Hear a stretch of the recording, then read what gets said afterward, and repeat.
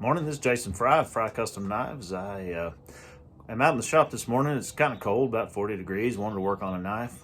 But before I got started on that, I thought I'd talk a little bit about GFlex Epoxy. It's my glue of choice. I've tried quite a few different other ones that are quality product, but I've kind of settled on GFlex. So I thought I would share a few things with you that I like about the glue and a couple of tips and tricks to make it work for you.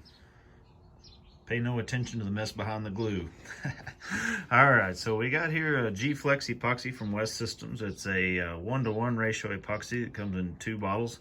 You just draw out an equal line of each kind and mix it up. The main thing that makes this cool is that it is a little bit flexible.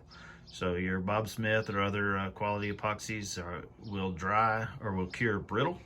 GFlex will have a little bit of flex to it. That's handy when your mother-in-law puts your knife in the dishwasher or something, or when your knife is abused or beaten up, keeps your knife together. One thing I don't like about it that I've got a trick to deal with, you know, your Bob Smith 15 or some of the other quality epoxies, they will cure in 15 minutes or 20 minutes. This GFlex takes about 2.5 hours or 3 hours to get to hard, and really about 4 or 5 hours to get to good and hard.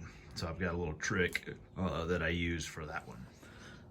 I mentioned a little trick because it's cold today and it only works when it's hot. So GFlex will cure in about an hour, hour and a half if you put it up to 95 or 100 degrees. So here in Texas in the summer, you set it outside in the sun and it'll cure quite a bit faster.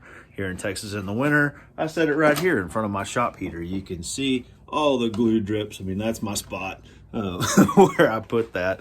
But it makes the glue cure in an hour, hour and a half, which is about as long as it takes to hand sand the next blade. So when you're working on a day's worth of work, you glue up early in the morning, put it in front of the heater, let it do its deal while you work on something else.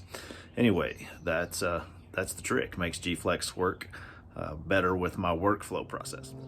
Another good thing about the GFlex is it's fairly clear. It's got a little bit of yellow tint to it, but when I am putting it on a knife and I need it dark, I just use a little bit of a model paint. I mean, like a toothpick tip worth, and it darkens it up and doesn't affect the performance at all. So just black model paint is what I use to color my GFlex.